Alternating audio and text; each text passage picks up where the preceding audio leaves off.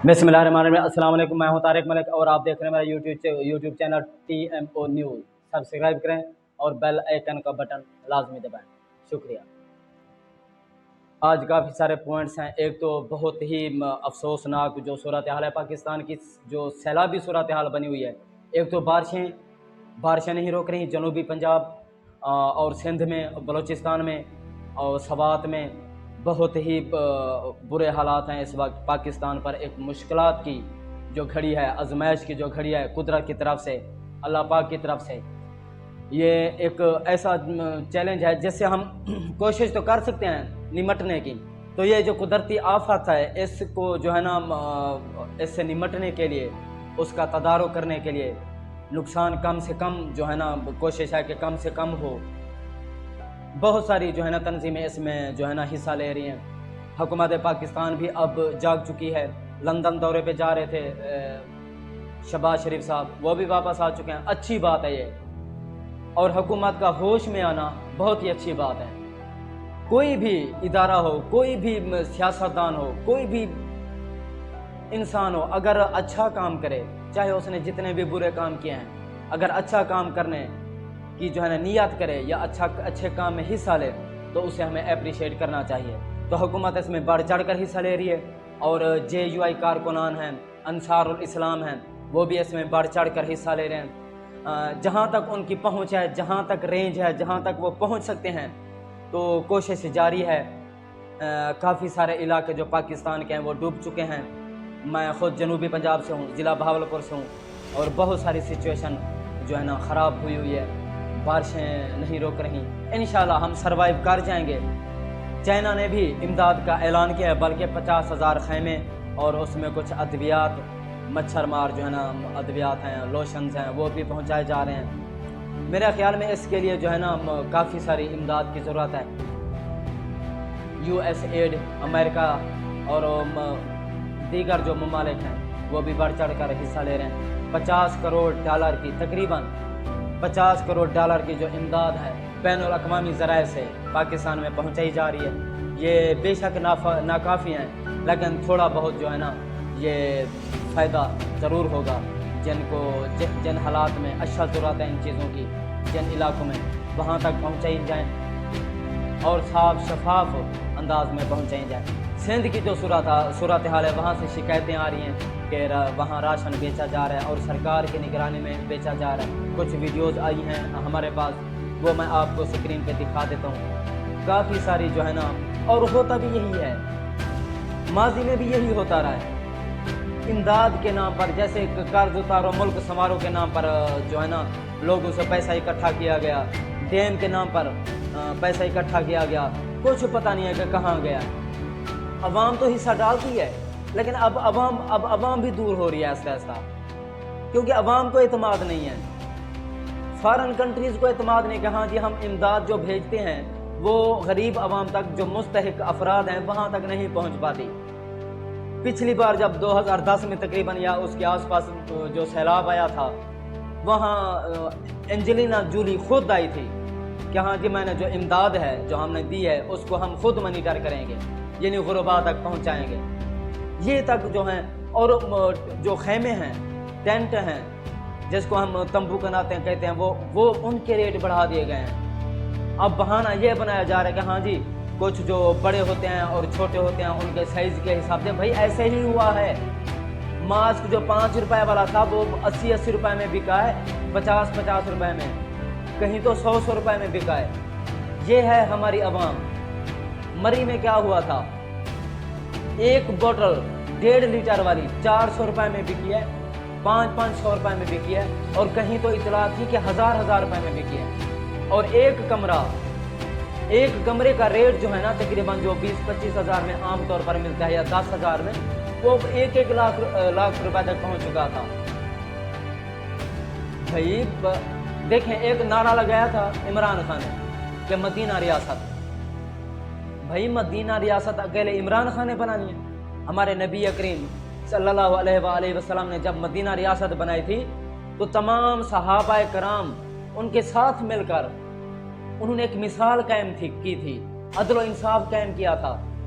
छोटे तबके से, छोटे غریب سے غریب آدمی سے لے کر صحابی سے لے کر اوپر تلک سب انصاف پسند تھے، ایک دوسرے کی مدد کرتے تھے، ہیلپ کرتے تھے، تبھی جا کر مدینہ ریاست بنی تھی۔ خالی عمران خان کے نعرے لگانے سے مدینہ ریاست بن جائے گی؟ سیاست دانوں میں تو ہیں ہی بھیڑیے، کالی بھیڑیں بیٹھی ہیں، وہ تو چلو کرتی ہیں، لیکن عوام بھی جو ہے نا مجبوری کا فائدہ اٹھاتی ہے۔ ماسک مہنگے بیچنا، اب خیمے مہنگے بیچے جا رہے ہیں، مزید اب راشن ہڑپ کیا جا رہا ہے۔ 4 ارب روپے کا سندھ کو راشن ملا ہے، ہمیں تو نہیں ہے امید کہ 4 ارب کا راشن وہ سندھ حکومت پورا تقسیم کرے بھی غریبوں میں۔ اول تو ہمیں سوال یہ کرنا چاہیے کہ جس صوبے میں آپ نے 15 سال حکومت کی، وہاں اس صوبے کی بہتری کے لیے آپ نے کیا کیا؟ نہ آپ کے ادارے ٹھیک ہیں، ان میں کرپشن ہے، چھوٹے ادارے سے لے کر بڑے ادارے تک راشن تقسیم کیا جا رہا ہے، اس میں کرپشن ہو رہی ہے، ویڈیوز آ رہی ہیں، آپ دیکھ رہے ہیں۔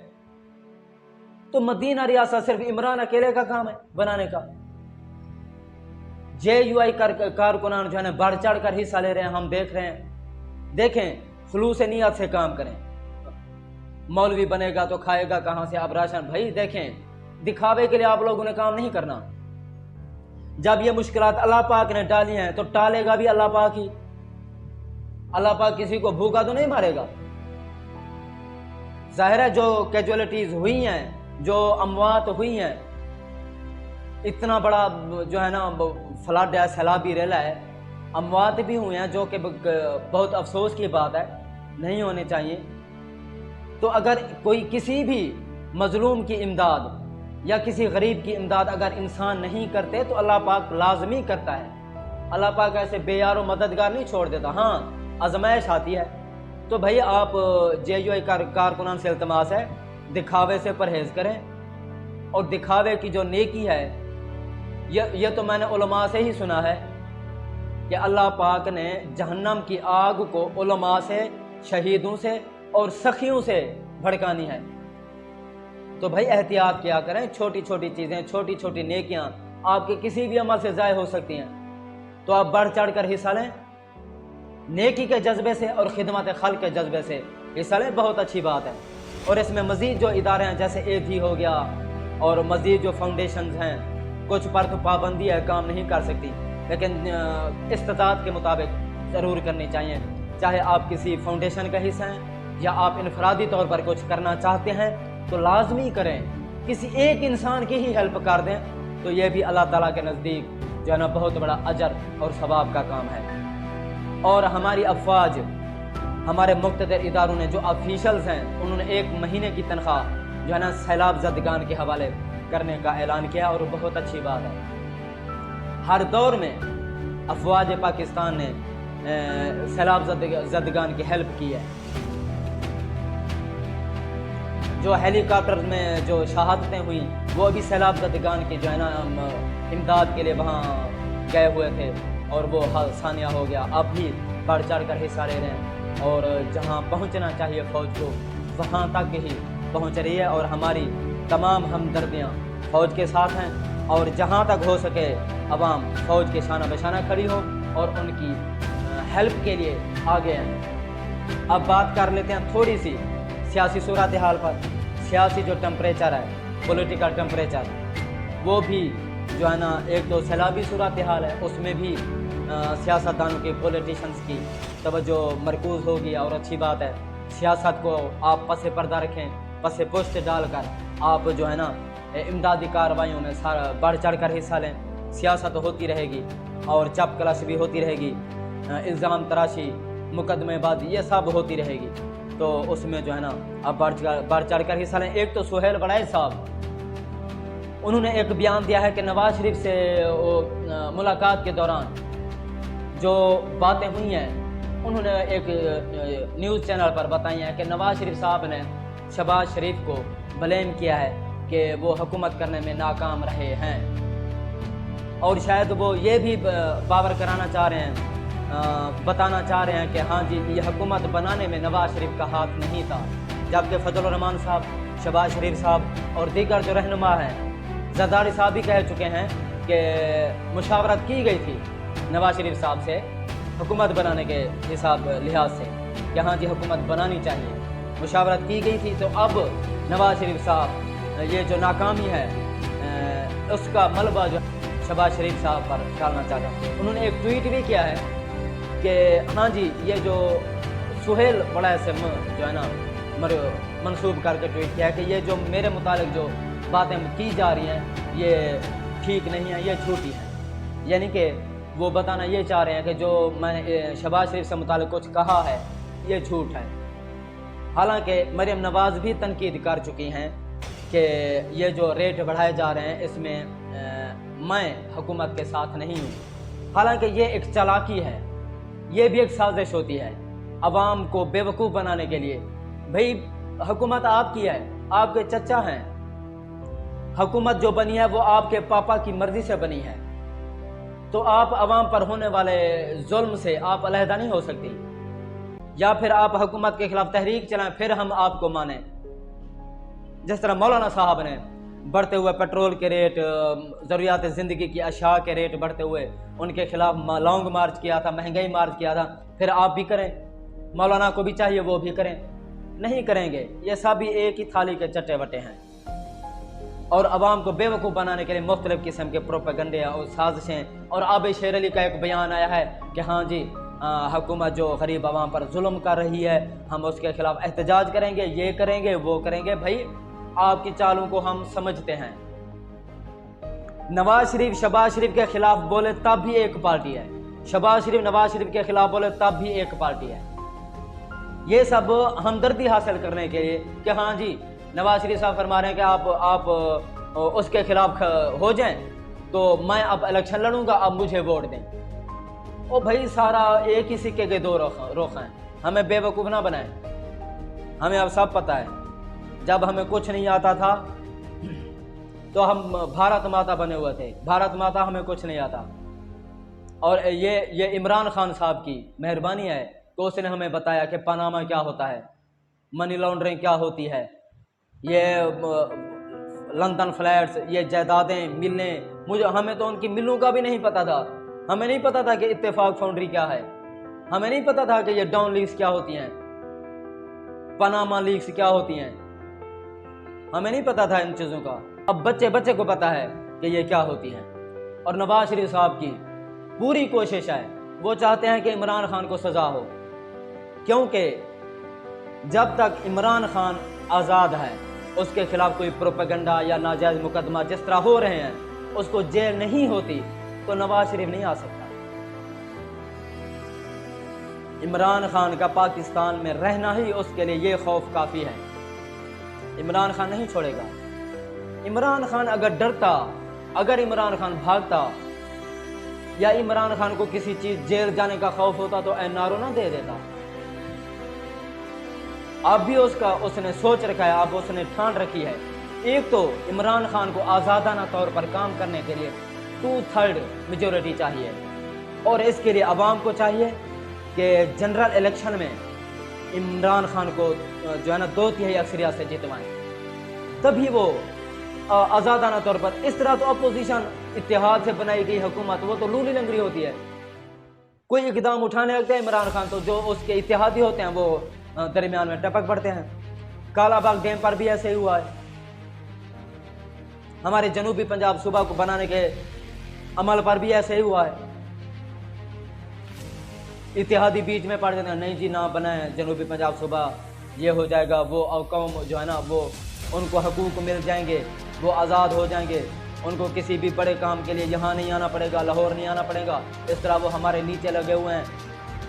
اس طرح کا جو ہے نا وہ پھر سچویشن بن جاتی ہے، تو 2/3 میجورٹی عمران خان کو دینا لازمی ہے۔ اور کچھ پوسٹ سوشل میڈیا پر ہم نے دیکھی ہیں مولانا طارق جمیل کے خلاف، بہت ہی افسوس ہوتا ہے۔